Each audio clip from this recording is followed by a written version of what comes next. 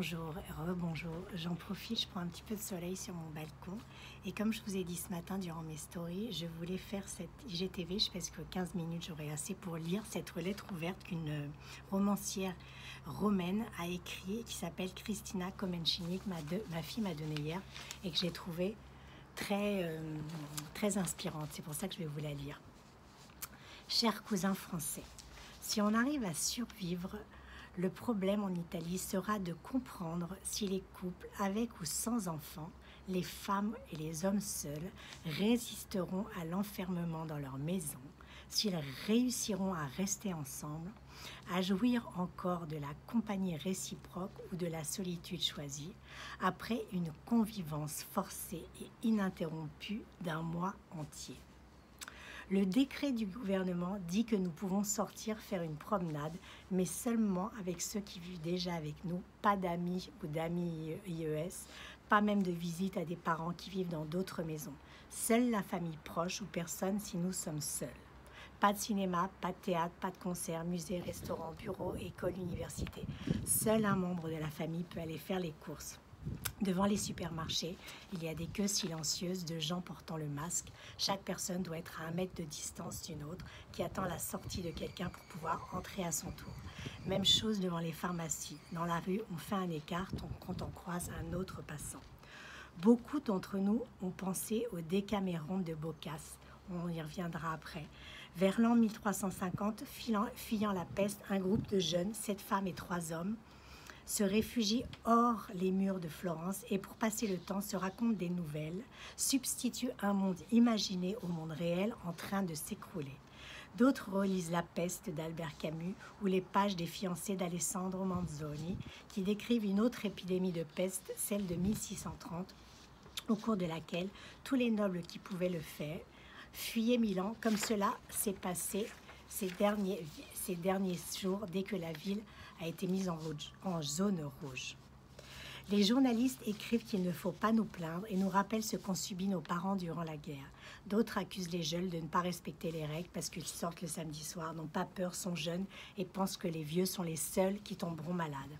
Un acteur italien d'un certain âge leur a demandé s'il était juste de faire mourir tous les grands-pères en même temps. On voudrait qu'un poète vînt à la maison pour nous raconter des histoires ou amuser nos enfants. Jamais Internet n'a été aussi important. Les chats en ligne entre amis, sœurs, membres de la famille sont très fréquentés. Dans les jours qui ont précédé la fermeture de tout, on s'échangeait des milliers de gifs et d'images amusantes sur le virus, des vidéos désopilantes tirées de vieux films. À présent, l'atmosphère est plus lourde, nous restons dans le silence. Avec l'ordre intimé par le gouvernement, ne bougez pas. Ça a l'air facile. Dans l'un des posts drôles qui circulent, on lit « Ça n'arrive pas tous les jours de sauver l'Italie en restant en pyjama.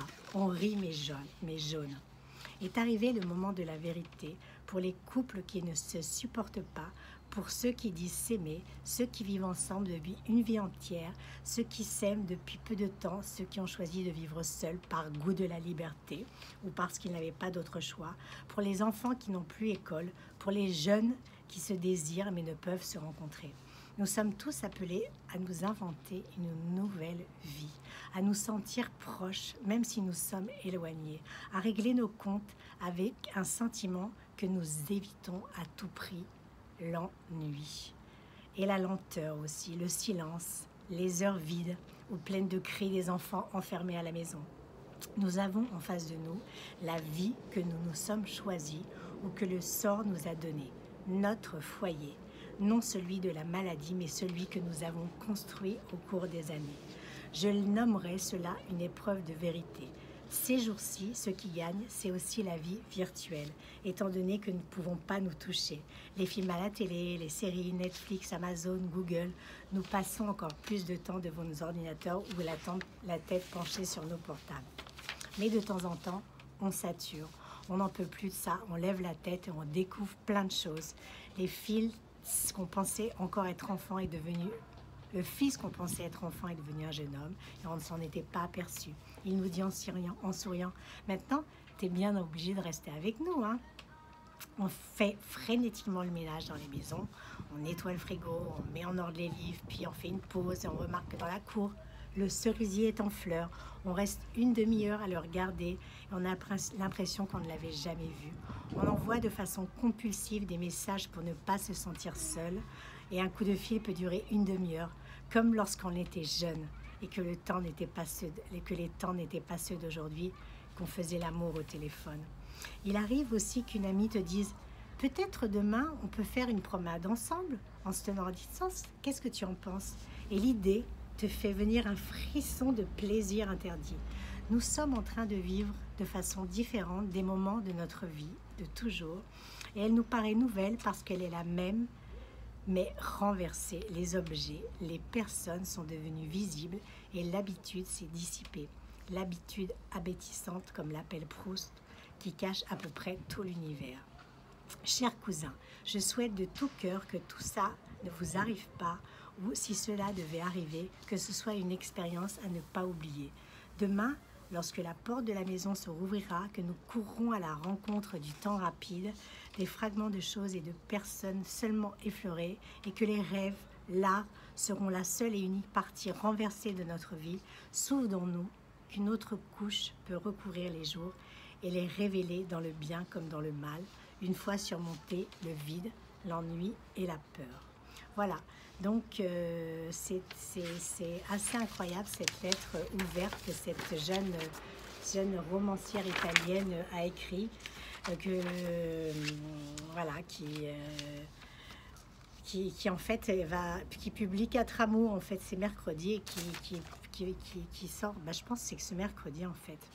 Voilà son roman, je trouve que c'était très réel, c'était très poétique aussi par moments, et puis voilà, moi ça m'a touchée quand ma fille me l'a lu hier, donc voilà, je me le suis imprimé et je vous l'ai lu parce que je trouvais que c'était important que chacun entende ces mots aussi. Je ne sais pas ce que vous en penserez, ça m'intéresse toujours, vous savez bien.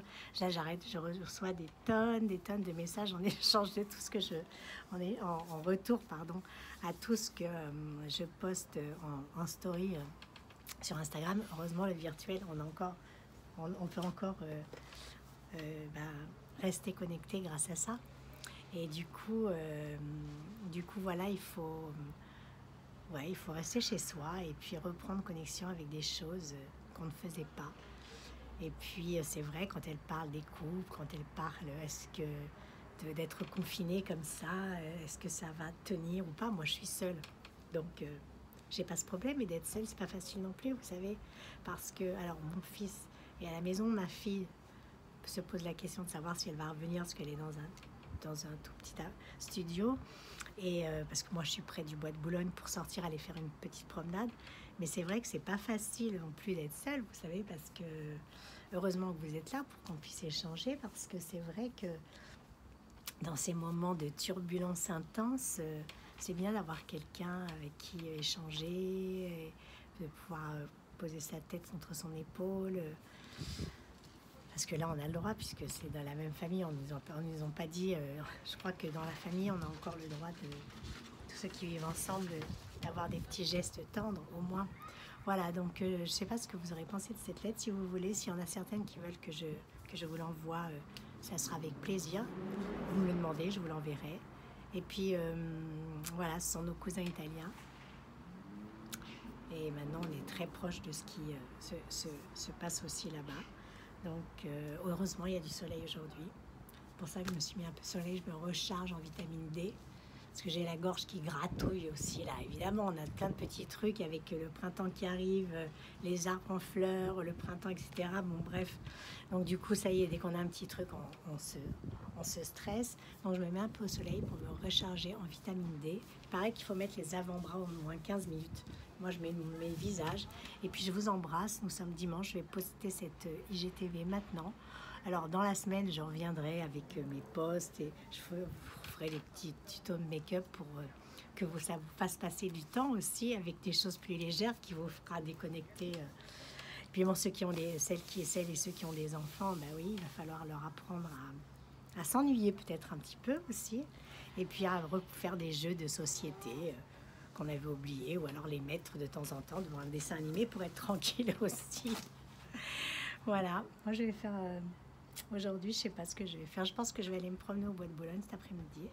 Voilà, je vous embrasse et puis ça va passer de toute façon. Mais il faut être prudent, il faut être patient et il faut faire attention à soi et aux autres. Prendre soin les uns des autres, fraternité, sororité qui revient ici, sororité, n'est-ce pas? Vous savez que ce mot me tient à cœur et voilà. Bye bye.